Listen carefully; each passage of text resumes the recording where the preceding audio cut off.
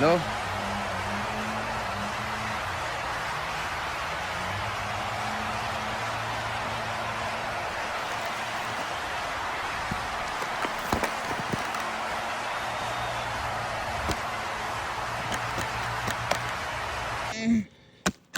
Better luck next time, little nigga.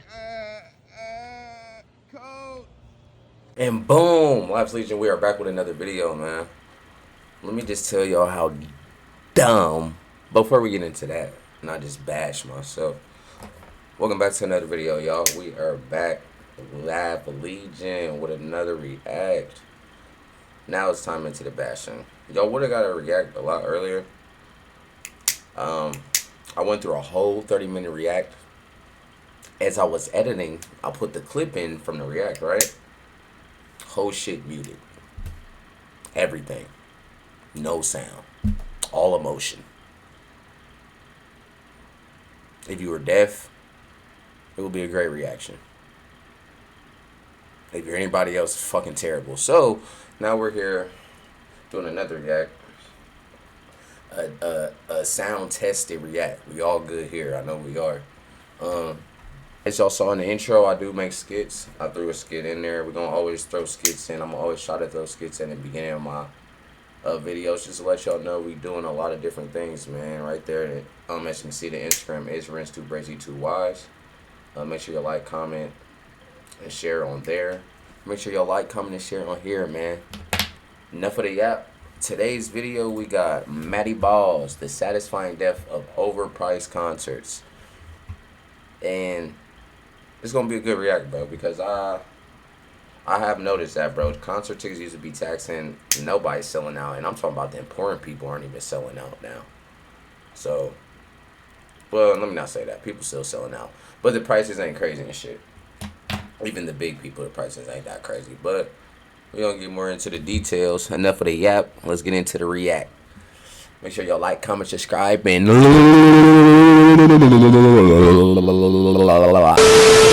recently, a ton of big artists have been canceling their concerts and tours. Specifically, artists like Meghan Trainor, Zayn from One Direction, Post Malone, and more. Journalists are calling this blue dot fever because of all the blue dots or sections that show up on ticketing apps where there are open seats. For example, this is the opening night of Post Malone's most recent tour. The dark blue sections show a lot of availability, which is insane when you realize that Post Malone is one of the biggest artists in the last decade, with 62 million monthly listeners on Spotify. don't mind the light, y'all. I don't got the best light, and you're going to see a lot of reflection from my glasses. But we going to rock with it. But like I was saying, bro, Post Malone is a big nigga, bro. Not even the big stars are selling out because the tickets were too high, which is forcing them to drop the price. But this is a point, like I was saying, bro. Even the big stars, bro.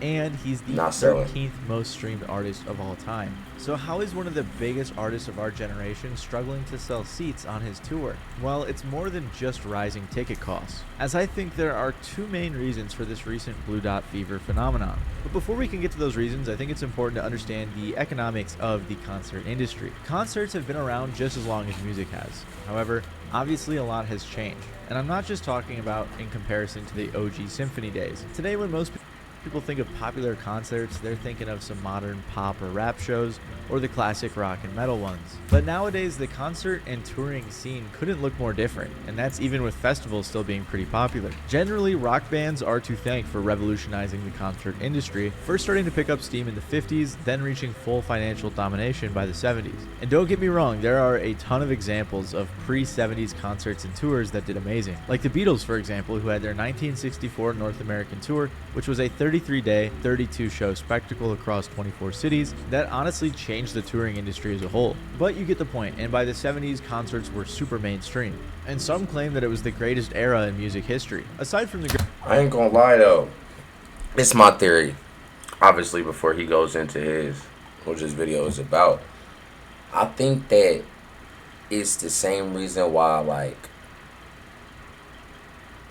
I think it has to do with social media, bro. I think that, like, back then, bro, like I was just telling my cousin, bro, like, stars were so held to more value because it wasn't a social media. We didn't get to see them in live.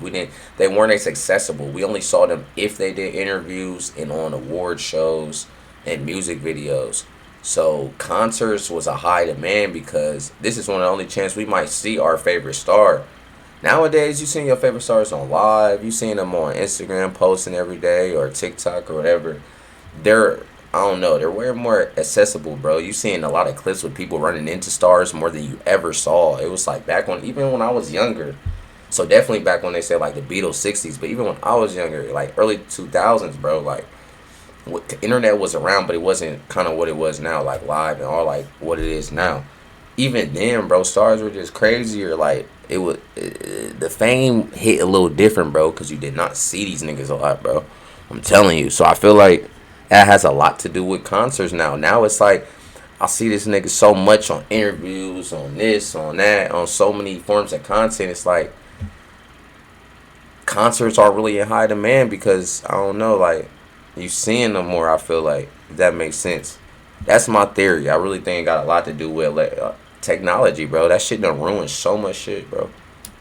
Like it helps us a lot, and you feel me? It makes it life easier, but it's took away a lot of like simple value shit that we had as a society, bro. Real shit. Great music. Why do people think that concerts in the 70s were so legendary? Well, there's a few big reasons, but one of the most major is definitely how cheap tickets were compared to today. For big names, and of course, like you said, pricing has everything to do. You feel me? It was cheap as hell. Watching the Beatles for $1 is fucking crazy.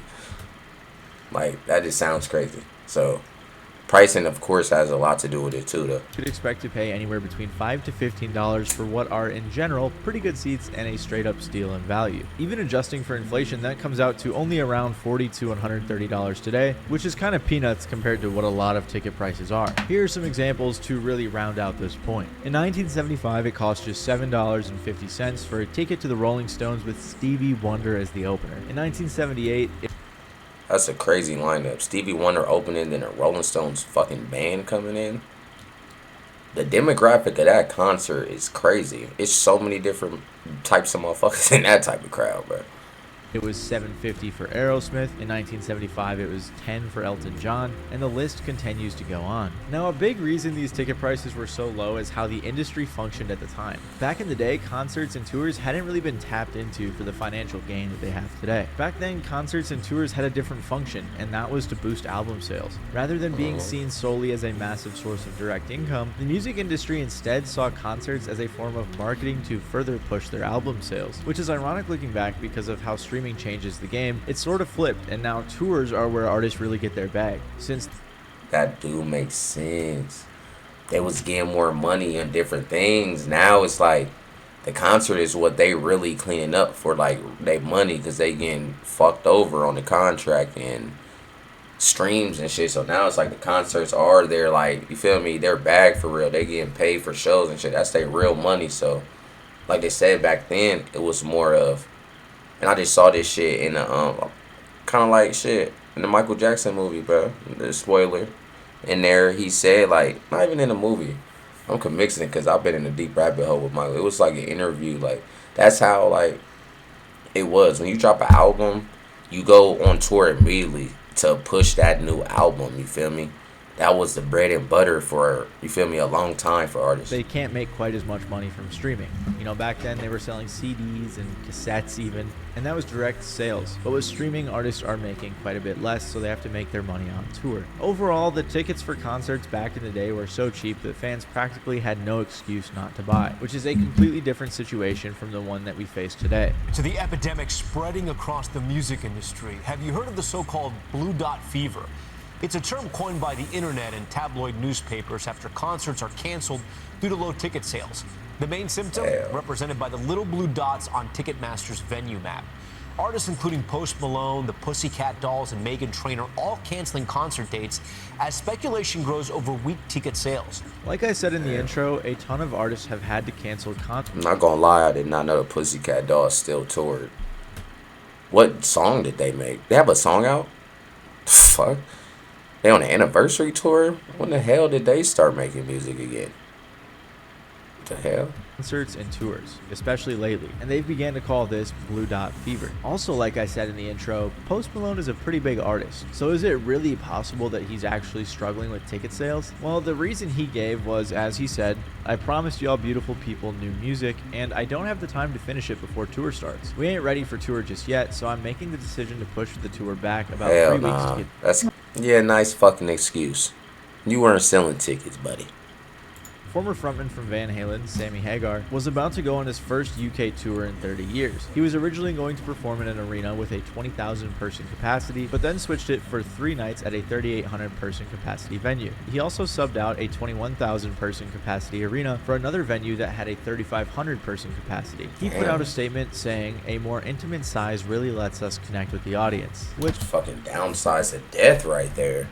Shit. Let's be real here, sounds a little strange, but sure, for now we'll let it fly. The Pussycat Dolls, who, to be fair, are more popular in the UK, had to cancel their entire North American tour. And while they didn't specifically mention ticket sales, it's hard to not assume that that's what they were referring to in their statement when they said, "After taking an honest look at the North American run, we've made the difficult and heartbreaking decision to cancel all but one of the North American dates," which to me had to be an anniversary tour, bro. He ain't say shit about new music. Cause I was lost. He just make I ain't heard them niggas' names since I was a little boy. Pussycat to Dolls. sound like ticket sales, and their tickets weren't even that expensive. With Yeah, prices that's when ranging I from remember $50 them. to $120. When TV looked like which that. honestly is pretty good by today's standards. Some of the other artists accused of falling victim to the Blue Dot Fever are Zayn Malik and Meghan Trainor. But to be fair, I think they kind of had valid reasons. Weeks before this, I ain't Meghan really Trainor hip to cut her them. North American arena tour, saying that she needs to be home with her family since she gave birth to her 3rd kid in January, which I thought was a valid take until I realized and remembered that she had a surrogate, and a lot of people thought this was controversial. Oh my gosh, bro. Wait, what did she say? Home with her family since she gave birth to her 3rd kid in January. She needs to stay at home because she gave birth to her 3rd kid. And she had a damn surrogate. Once again, nigga. This is not even a good excuse. At least Post Malone said some good shit. You're just bad excuse and bad sale tickets, nigga. You lost everything. How the fuck? Why would you say that you just had a 3rd baby is the reason when you know you had a surrogate and you know how the internet is gonna dig into anything? The internet done found out some way harder shit than just finding out that. She's just that's crazy, Which bro. I thought was a valid take until That's I realized and crazy. remembered that she had a surrogate. And a lot of people thought She's this was funny controversial as and she was fuck, kind of bro. pretending that she was struggling a little more than she was. So who knows? Maybe that was just an excuse. Regardless, Zayn Malik, though, formerly of One Direction, canceled his tour after a hospital visit he had for an unknown reason. He said, assumingly because of this, One thing that he about had it, to they reduce all some of the gonna tell shows. an So I excuse. trust Zayn. One thing about it, a nigga ain't gonna just openly admit we can't sell shit, y'all. That's why I canceled it. Them niggas making up anything. But I don't fully trust Meghan Trainor. She's kind of on the fringe. Also, Variety did report that Zayn's ticket sales were soft, so maybe the hospital visit was just a convenient excuse. Also, this part is just conjecture from my personal experience, but I got some free tickets in the mail this past year for Danny Brown at a pretty small venue, so I'd also imagine his ticket sales recently haven't been great either, although I don't think he's canceled anything. Regardless, though, all of these cancellations were this past year, and a lot of these artists are pretty big. As you may have noticed, aside from sort of the Pussycat Dolls, none of these artists are directly mentioning their ticket sales, which is a little suspicious considering the fact that Sammy Hagar swapped what I just said, y'all. 40,000 person venue to a 3,800 one. But I'm going to let you guys in on a little secret. Artists can lie. The perfect example of this is Chance the Rapper. In 2019, he announced a 35-date tour to promote his album, The Big Day. If you are at all familiar with this album, you will know that people hated it, and they clowned on it routinely. Regardless, Chance announced it on his Instagram saying, "Hey guys, I've decided to cancel the big tour. I know it sucks and it's been a lot of back and forth with reschedules and rerouting, but it's for the best. I'm going to take this time to be with family, make some new music, and develop my best show to date. However, this was just an excuse. The real reason was Yeah. because the ticket sales weren't great, which was already He said some speculated by bullshit. industry insiders and fans. However, it was eventually confirmed in a lawsuit after Chance's ex-manager Pat Corcoran sued him, in which he said that Chance Damn. ignored his advice about the album and even blamed him for poor reception and poor ticket sales, which pretty much confirmed the theory about him canceling his tour because of ticket sales. So there's a really good chance that these artists that I just mentioned are struggling with their sales, and the experts are assuming the same as well. This has been going on the last few years though, and it's seemingly led to a decrease in tours from both God damn, that shit get worse and worse. superstar artists and mid-level artists as well. In 2024, J-Lo, the Black Keys, Lauryn Hill and the Fugees, and more artists canceled their tours. The Black Damn. Keys in particular said Those they are wanted big a names too, intimate bro. venue tour, which again is really funny that that's the new buzzword that everyone's using. J-Lo said she wanted to spend more time with her family. Everybody and there were wanna even rumors of spend low time with ticket their sales for family. Sexy Red's tour in 2024. That must be And the- she said she That must be like the that must be like the number one thing on the list for like excuses. Cause nigga, it's always the family. They always gotta spend time with the family. Nigga, when you made that concert, when you made that tour, you weren't thinking about spending time with family. Now all of a sudden you canceled the fuck out of all these shows because you were thinking about them. Like, damn.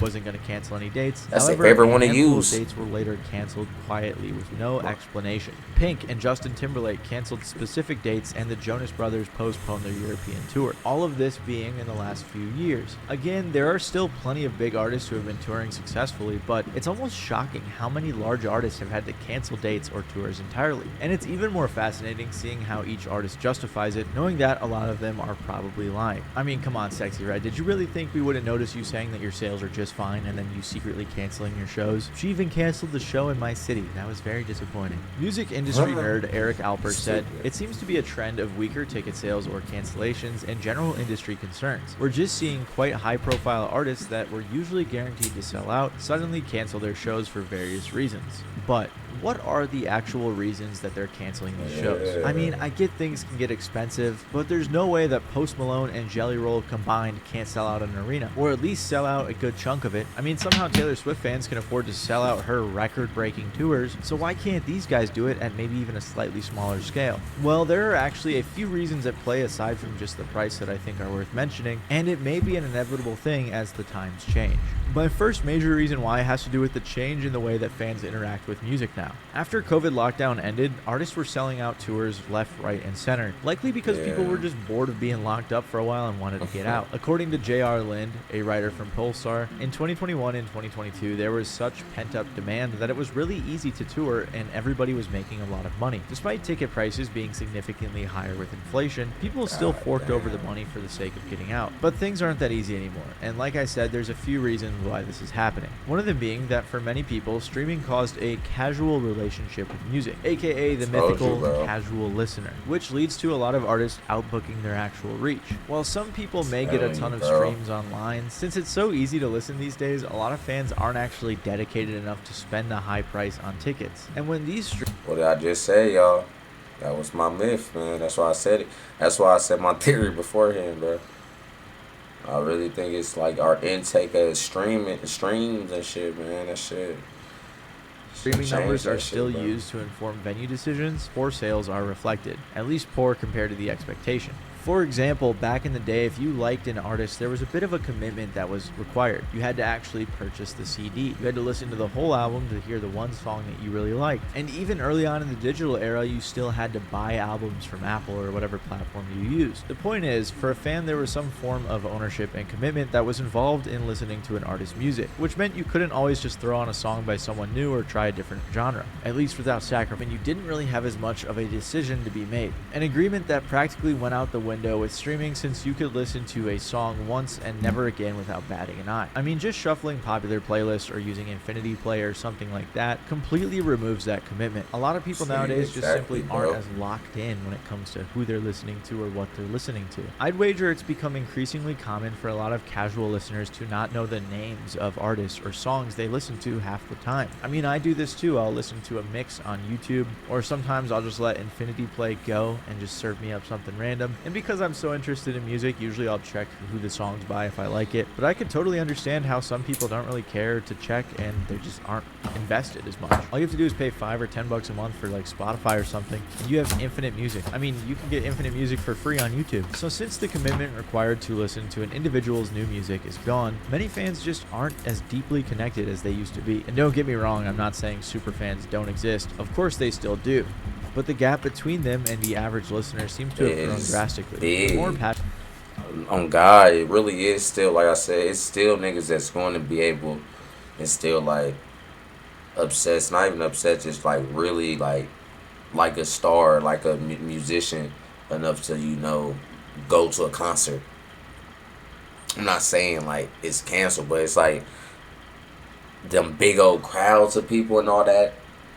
The lure of a musician ain't the same as what it was. It's not, like you said, the gap is bigger between a just casual fan and a fucking crazy obsessed fan. You feel me? That gap definitely drew bigger. Passionate fans got even more connected, while the fringe fans drifted even further from deeper connection. And unlike with other business models, it's kind of hard to pack a full arena just of hardcore super fans, you know? Unless you're Taylor Swift. Take Meghan Trainor, for example. While she's obviously a little bit past her prime, she still has a handful of big songs floating around from the last few years. She has 15 million followers and receives over 22 million monthly listeners on Spotify, which doesn't just put her in the top 10 or even the first percentile, but in the top 0.1% highest listened to artists on the platform. Despite all of that, though, fans are certain that she was overworking her reach. Like in Chicago, she was going to play the United Center, which has a 23,000 person capacity. And somehow with 22 million people listening to her music on a monthly basis, well, I don't think that's quite how that metric works, but she has a lot of people listening to her. And with that many people listening to her, she still couldn't fill up the United Center. One writer said, "This tour simply wasn't selling as designed. Before the cancellation, you could see swaths of empty seats in most locations. As early as February, you could get tickets for $22 on Groupon. An artist does not go to Groupon that quickly without their team knowing things are bad." Even Variety noted in their write-up how fans had called out low ticket sales. Fans on Reddit were corroborating the fact that ticket sales were low before she canceled. For reference, Sabrina Carpenter played the United Center in 2024 on her short and sweet tour. This was after songs that were super viral like Please Please Please and Espresso. So what is 2026 Meghan Trainor doing booking the same venue that 2024 Sabrina Carpenter's booking? Of course she has a lot of monthly listeners, but it goes to show that not every artist has that strong, engaged core fan base. This much more casual relationship a lot of artists have. They gonna get a few thousand. It's not gonna be tens of thousands. It's gonna be a couple thousand. Casual fandoms, thanks to things like streaming, has definitely impacted how artists and their teams should be gauging their actual reach when it comes to live performances. This is just a little more conjecture for me, but I just feel like Meghan Trainor is not the type of artist that's going to be selling out big stadiums like Sabrina. I mean, I don't hear anyone going, "Man, Meghan Trainor is my favorite artist," at least in 2026. So this new age of streaming and changes in our overall monoculture have made this more complicated for artists. Something I haven't seen mentioned. I cover a lot of this overall splintering of our culture in my other video on why music doesn't feel quite as exciting as it used to, so maybe check that out after this, but I think this is a huge factor playing into it. However, behind the scenes, both in the music industry and the economy, a recipe for disaster has also been brewing, which is my second main reason for why a lot of artists are struggling to sell tickets or tours. For years, Ticketmaster, whose parent company is Live Nation, practically ran a monopoly on live entertainment in the music industry, and until recently, their reign of terror completely changed the concert industry pretty much unopposed. Even with a federal jury recently finding Live Nation and Ticketmaster liable on all antitrust counts and declaring their control over the concert industry an illegal monopoly, they still might not have to split up in the end. But nonetheless, the sadly irreversible damage is already done. If you don't know, Ticketmaster is a scalpers who have used fake accounting bots. Sadly, irreversible damage is already done. If you don't know, Ticketmaster is a ticket sales and distribution company that was founded way back in 1976 in Arizona. That is like the first place I heard like getting tickets from was Ticketmaster. I definitely used the shit out of that too. Over time, they just started slowly absorbing every other company in the market, using, and now they are essentially the SeatGeek go-to too, website though. where you can buy tickets for concerts, especially for big artists like Taylor Swift who are selling out stadiums. Literally, you could try this right now, but if you look up like any artist's concert near me, Ticketmaster will probably be the first website to pop up. Their parent Literally. company is Live Nation, always a the company first that one, owns bro. over 330 live entertainment venues across the globe and call themselves the largest live entertainment company in the world and the largest producer of live music concerts in the world. Ticketmaster was so big that in 2024, it was reported that 63% of people who bought tickets for a concert online bought them from Ticketmaster. So I'm sure by now you get the point. They have... Like, I've never, like, purposely used, like, never intentionally used Ticketmaster, but I done used that shit hella times. So, like, that's how, like, first place they just end up being.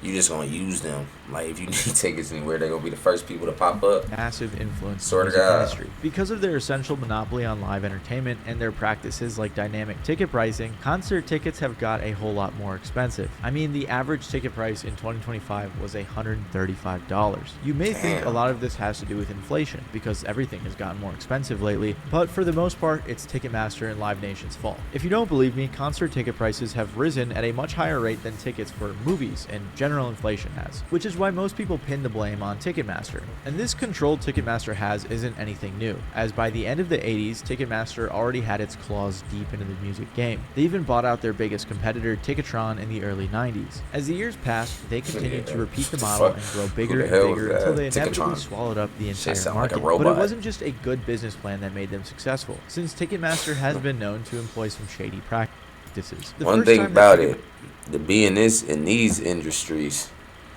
you ain't a successful industry without a scandal. That's what come with that shit. Ticketmaster was called out for their shady practices in a large fashion was back in 1994 by Pearl Jam. The band claimed that Ticketmaster was cutting the amount of venue bookings since Pearl Jam was trying to keep ticket prices low. This was made worse because Ticketmaster was seemingly overpricing their tickets at the same time. In the end, Ticketmaster threatened... Oh my God. Bro, hear me out, bro. I was looking too quick, bro.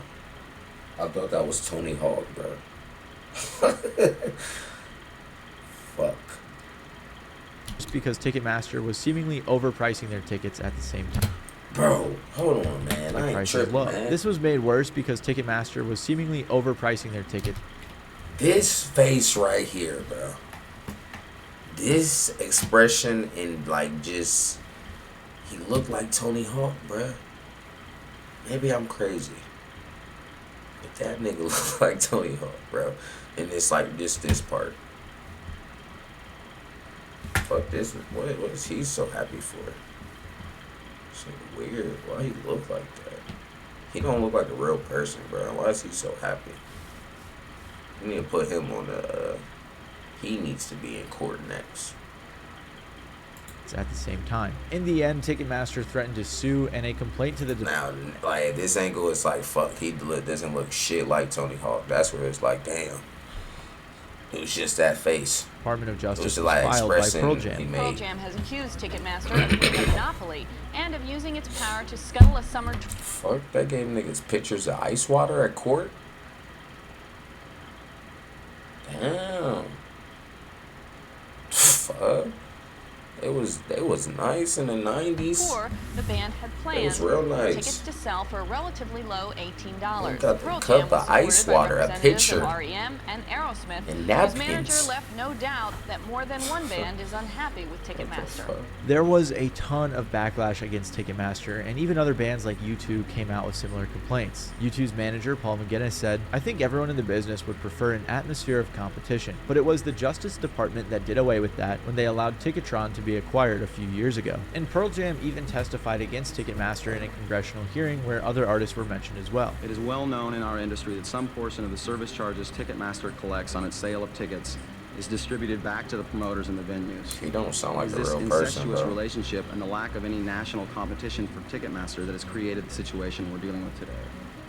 As a result, our band, which is concerned about keeping the price of its tickets low, will almost always be in conflict with Ticketmaster, which has every incentive to try to find ways to increase the price of the ticket it sells. I think mainly Kelly Curtis, our manager, has been talking to a lot of different people. I know we've gotten a lot of support from Aerosmith and Grateful Dead, and Garth Brooks, and R.E.M., Neil Young. However, despite all the protests from artists, Sorry, fans, yapping, and industry bro. people, the DOJ did nothing, at least not this time. For a while, Ticketmaster continued on growing and taking in more of the market, at times blaming scalpers for the ticket economy's conditions getting worse, when in reality it was kind of their fault for introducing dynamic pricing, which I go a little deeper on in my video on Ticketmaster. But basically, dynamic pricing is like, if there's more demand for a seat, it's going to cost more, and then you got people reselling and buying tickets, which just flipping them hoes. Less supply and creates more demand. Hey, they be right outside the event. Whatever event, whatever ticket you got, that event, them niggas gonna be outside the event. Like, I got it cheaper, da-da-da. That was back when niggas used to get shit like tickets at there. They used to try to but niggas come on the tickets pointless. Like, nigga, I'm about to get your ticket for it. You feel me? But they be trying to sell it to the people that come in there for a ticket. Them little resellers. They inflated that shit. Makes them all the more expensive. And when Live Nation bought Ticketmaster, there were some regulations, but nothing that would actually stop its predatory practices. Like going as far as buying records, but nothing that would actually stop. What the fuck? What event is this, bro? Taylor Swift? If you got, bro, 4 tickets? And what is this? I can't see shit, but fuck that shit in my eyes trying to see. But nigga, I don't care where it is. That shit better be tickets costing this much. That shit, I better be on stage with her. My seat need to be like behind her, like where she like singing and she turn around, smile at me and keep singing and shit. My seat needs to be on the stage. 10 bands? You gotta pay 10 bands for 4 people? Up its predatory practices, like going as far as buying record labels and their artists outright. All of these steps towards domination led to another battle in the fight against Ticketmaster in 2018. This is when the New York Times posted a report that had multiple allegations of Live Nation threatening venues for selling tickets through AEG, which was Ticketmaster's biggest competitor. On top of this, around the time, 5 other venues accused Live Nation of the same thing. And to make the situation worse, CBC and the Toronto Star sent 2 undercover journalists disguised as scalpers to Caesars Palace in Las Vegas, revealing a lot more sketchy practices. CBC went undercover to expose Ticketmaster and its secret scalper program. I'm a small-time, we're doing maybe 100,000 out of Toronto. Here's how and why as we approach Ticketmaster's booth. We're promoting something called Trade Desk. We got just a couple more questions. A trade desk is an online system for scalpers to resell huge numbers of tickets. But what about scalpers who use fake identities to buy up tickets? I want to know the straight goods on whether Ticketmaster is going to be policing us using our multiple accounts. No. I have a gentleman who's got over 200 Ticketmaster.com accounts. How many brokers are using multiple accounts? I can't think of any of my clients that aren't using multiple. I mean, they have to. So that's ticket. He started running his yapper. Fuck. Who is he? Who told you? Nigga didn't even volunteer. Nigga told everything. He said all of my people do. Damn. Master telling us that hey, shout out him because he trying to help us, like the average, you feel me, person trying to get tickets, you feel me. He's trying to shed light to it for, you feel me, us. But damn, nigga, you run your yapper. He's a yapper. Who have hundreds of Ticketmaster fake accounts, and they don't care that they're using those fake accounts to. He said 200 accounts. It's crazy, bro. And then repost them for resale. So Ticketmaster's getting a cut, of course. In the following years, more legal up and downs occurred, with a bunch of other big artists like Taylor Swift getting involved, but still little to no progress happened. That was until the recent win, which gets us one step closer to taking down the monopoly. This is an earthquake in antitrust law. We just beat Live Nation, Ticketmaster, As further proof that Live Nation and Ticketmaster's monopoly over the entertainment industry, fall, especially in the U.S., is such a problem and is causing these high prices, the European markets else for live entertainment are actually doing better than the United States are. Now, don't get me wrong, Ticketmaster still operates quite a bit in the UK and is still one of the primary sellers of tickets, but they have a little more regulation over there that has helped. Joe Gill from British I just had a Ticketmaster Live said, "I don't think the UK market is in the same boat this year when it comes to the stadium and big outdoor shows, from what I'm privy to. Most that I know seem to be in a good place. In terms of big ones, it's only some year one festivals, which is to be expected. Although he did admit it's a bit bleaker further down into the smaller level stuff." Meanwhile, Nick Brisky, a spokesperson for the face value ticket exchange Twickets, said, "As far as Twickets is concerned, the demand for large-scale arena and stadium shows in the UK is still very strong. Both experts admitted other factors were at play for the UK markets, but nonetheless, Ticketmaster undeniably has had a huge effect in the US. And as much as it pains me to say this, it's not entirely Ticketmaster and Live Nation's fault. There are a lot of economics at play that are making ticket prices more expensive. These days, of course, things in general are just very expensive, and I'm not just talking about things like groceries. On top of a ton of other factors, the war in Iran has had a major impact on fuel costs lately. Think about every step in the touring process that could require $5 a gallon right now, bro. Big trucks across the country, to the musicians and their teams flying in private jets to the show. Fuel prices going up have dramatically increased the cost of all of these things. I mean, I was trying to book a flight and the prices have gotten way higher than they were before. And it's not just fuel, it's every step of every part of the process that is facing pressure from heavy inflation alongside the other issues I already mentioned, like Ticketmaster. And in the end, if people have less money to spend, they're gonna tighten up on things like concerts, which in combination with the expensive prices, that's the least of their worries right now. Shit, people real. Have less money to spend on things that aren't that important. That's the main thing too, though. I left that part out. I was talking about social media and shit. Shit just fucked up, nigga. So the last thing we worried about is some concert tickets. That's facts. Important, and with ticket prices rising for these multiple reasons I mentioned, less and less people are going to concerts. So because of the economics and prices of tickets, people aren't going to concerts as much. And a lot of artists that don't have super diehard fans and have a more casual relationship with their fan bases and audiences are the ones that are really struggling from this. Regardless, there's a lot more reasons that things are all the too cool niggas ain't getting no love right now. Hey, only the ones that have the crazy fan bases are the ones that, even them, they're not just going selling crazy tickets. As you can see, Taylor Swift's not even doing it. Well, I think she is still selling out. I think they said she still is. I think she might still be doing that shit. But the other people that's big. But all the too cool artists, nigga, that like the fan base just like, his shit is smooth. And, oh yeah, y'all niggas ain't getting no y'all niggas concerts are in high school gyms. That's the best y'all gonna get right now. We're not worried about taking shit real. In my video about why music is not feeling quite as exciting as it used to, which is definitely a factor in ticket sales today. So make sure to click the video that's on. Hey man, W video, man. Let me know what y'all think, man. What's y'all's opinion? Why you think tickets ain't selling no more? Make sure if y'all ain't like my last video, go like, comment, share that. Like, comment, share this one, and like, comment, subscribe. Y'all boys be easy, y'all girls be easy, y'all dogs be easy. Everything breathing as a part of the Laughs Legion be easy. What the fuck am I talking about? Peace. Whoa. Hold on real quick.